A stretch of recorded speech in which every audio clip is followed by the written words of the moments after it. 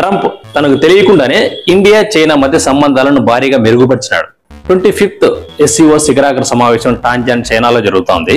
ఈ సమావేశానికి ప్రధాని నరేంద్ర మోడీ గారు హాజరయ్యారు. సుమారుగా 7 సంవత్సరాల తర్వాత మోడీ చైనా టూర్లు పర్యటన చేస్తా ఉన్నారు. ఈ లాస్ట్ 10 years నుంచి ఇండియా చైనా మధ్య సంబంధాలు అనుకునే స్థాయిలో లేవు. ఇది 2020 జూన్లో గల్వాన్ వ్యాలీలో జరిగినటువంటి ఇన్సిడెంట్ తర్వాత సంబంధాలు పూర్తిగా దెబ్బతిన్నాయి. అంతేకాకుండా బార్డర్ వెంబడి ఉద్రిక్తతల పరిస్థితులు నెలకొన్నాయి. ఇండియా నుంచి చైనాకు డైరెక్ట్ ఫ్లైట్ సర్వీస్ ను కూడా 2020 తర్వాత ఇండియా పూర్తిగా ఆపేసింది. ఇలాంటి ఉద్రిక్తత పరిస్థితుల నేపథ్యంలో చైనా టూర్ మోడీ వెళ్లడం అనేది ఆసక్తికరంగా మారేది.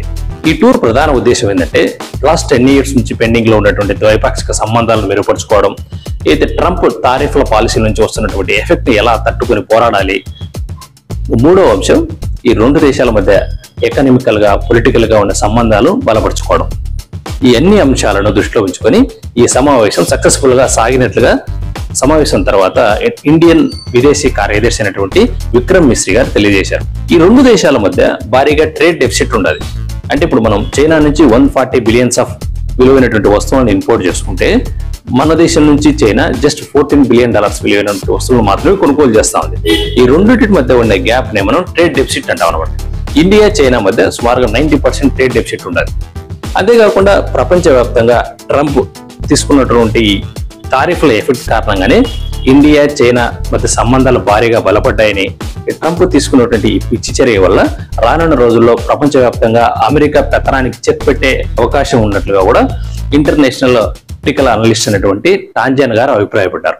ఇప్పుడున్న పరిస్థితుల్లో ప్రపంచవ్యాప్తంగా గ్లోబల్ జీడిపిలో ఈ రెండు దేశాల వాటా మోర్ దాన్ 20% ఉంది.